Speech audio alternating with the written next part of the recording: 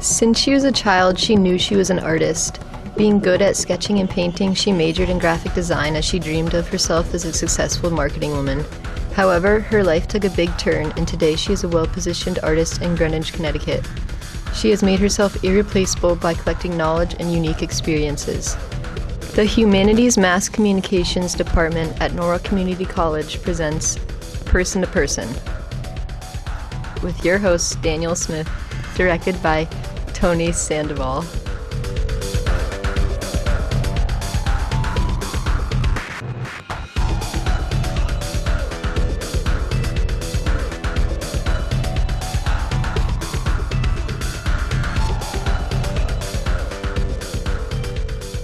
Our guest today considers herself a specialist with colors and a sensitivity to people's wants and needs. Her artistic ability has made it so that she can operate with many different materials, and as such is quite flexible when it comes to specific ideas and special finishes. Today's guest has opened the doors of her studio and has also showed us her ongoing project in a house under construction. With an upcoming trip to Uganda to volunteer for a second time in a school, her project in the studio, and a full agenda, 2017 is shaping up to be a year of personal growth and success for Carmen. Thank you for joining us for today's edition of Person to Person. Our guest today is a distinguished artist with a broad knowledge of materials and techniques. She is a full-time interior decorative painter and serves dozens of people in the tri-state area. Please welcome today's guest, Carmen Vergara. So, I hear you are a very busy artist, always full of projects. I'm interested to know how you ended up in what seems like a very good industry to be on. Did you start just by painting houses? And how did you get into decorative painting? I realized I was an artist since I was 9 years old. Then I studied graphic design and I get my college degree in Chile. And then when I immigrated to this country, I noticed that people love, to have art pieces in their homes. And I was always curious about trying new techniques and have all the art materials in an application. So I decided to start painting furniture and walls, and then, my first experience about that was in New York, where I lived for 10 years, and then I decided to move to Connecticut. That sounds amazing. Yeah. So how was the dynamic of your job? Did you work alone most of the time, or did you have anybody else with you? Well, most of the time I work alone, but when the project needed, if it's a huge house, big walls, and it requires more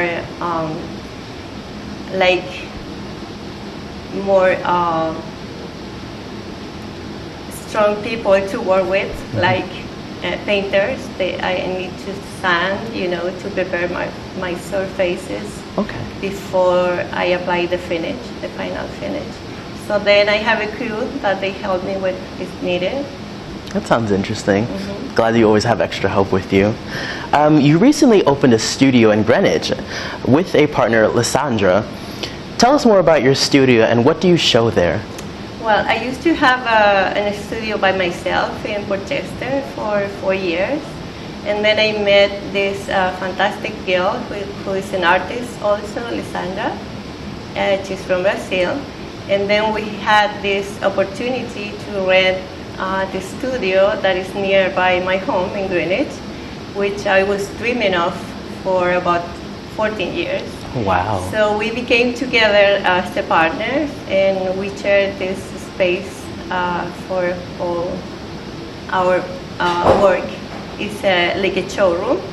I also get engaged with a carpenter who is designing the furniture, and we decide the finishes. Okay. And the main thing is being research for designers, architects. Sounds interesting. Yeah. Nice, that's amazing. How would you find new jobs and projects? Is the studio the main way you attract clients? Not really. The studio is like a showroom, or maybe you can choose a portfolio.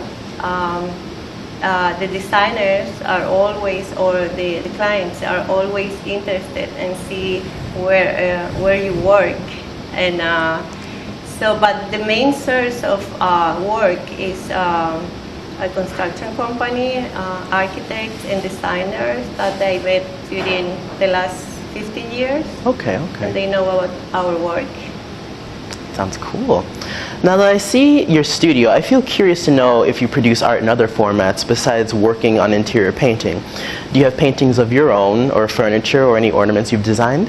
Yes, as a graphic designer, I do painting, like watercolor, acrylics, canvas. I used to do murals, but now, you know, the requirements change, so people is using another kind of materials on the interiors. That's interesting. So you always have to keep changing with it. Do you have any ongoing projects in your studio? Can you tell us more about the table you were working on with your partner? Oh yeah, that is a challenge. You know, I always like to try new techniques and create new materials, media. So this is a table that became a project based in a stone that a client saw in another office. The designer office have this stone as a decorative artifact. So she decided to have a table with the same texture. So they designed the table, and I start testing the products, you know, that I need to create this texture. So I present 3 different samples. They decide for one. This has been a process of about 2 months to become to the final product. Really? Wow. Yeah, they approve. They are so happy with the results, and me too. Well, I'm glad. It looks amazing. It's impressive. I see a lot of texture and fine finishes around your studio. How did you obtain such amazing results? Well, in my work, you know, in order to offer unique finishes, what the designers are looking for, I'm trying new products that they are in the market, and for that purpose, I used to go to workshops in California, Chicago. Wow. There are companies that they are bringing new materials, especially from Italy. So you have the material, and then it's all your imagination. Yeah. That's amazing. Must be fun to travel. Yeah. So you are working on a very complex project right now. You were asked to paint a library house under construction. Can you tell us more about that project? Well, this is a library. The material is white oak, and the challenge here is the library. It was built with 4 different kind of wood. So my job is to make it look natural, to keep the grain, but keeping the same color, even though naturally the wood have different colors, like pink, brown, yellow. So I create 4 different medias to achieve that final product. Wow. That looks beautiful. What has been the most challenging part about this on-site project? Well, create the color, you know, because through the process, you're testing the color on the wood, and because they are natural material, they look different. So I had to change the color in the same site at the same time that I test the color on the wood. Must be difficult having to work with so many. You are also a compassionate woman that is always helping the community by fundraising and being involved in social justice projects. Sometimes you organize private events in your own studio. Could you tell us more about what kind of activities you do for that charity that involves art? Well, I'm part of a foundation that the name is Count on Me. We help other people in need. So normally I offer my work like painting children's faces for free and raise money. And I run a night of wine and painting in my studio, so people pay a fee for get like an artistic experience. Okay. And I use that money for charity purposes. Maybe when I'm older, I'll come check out the wine painting. So I hear you went to Africa with some of your amazing friends to build a school for a poor community. You are coming back for the second time at the end of this month. Could you tell us why you're going to do this time? Well, the first time is my original project was to run an art project in a very poor villa in Masaka, Uganda.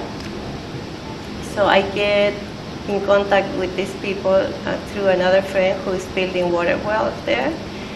So the idea was to have these art pieces produced by the kids and bring them to here and have a money for that art pieces, and then get the food that they need for that poor villa in Masaka, Uganda. There are 120 kids. They have no lights, no water. They never saw a brush or watercolor before. So they create these beautiful pieces, and I make the money to feed them because they used to eat just maize flour and water. Okay. So now we are feeding the entire school, and I'm coming back with another art project. This time it's going to be canvas, and we also have a project to create a mural in the school. That sounds beautiful, and it's very admirable what you're doing. Today we got to meet an exceptional artist who's of professional color, finishes, and texture. Carmen, a distinguished artist, impressed us with her keen ability and broad experience. We'd like to thank Carmen Vergara for joining us today. Thank you for having me. No problem. We hope you enjoyed meeting one of Connecticut's personalities, and we hope you will continue to join us each week. Thank you and have a good day. How was it too bad? It's nice to meet you.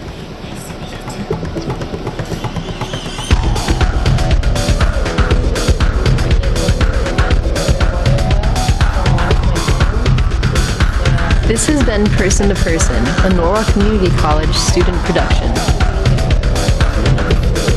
It's so amazing to travel. This is your announcer, Vivian Logsdale. Oh, wow.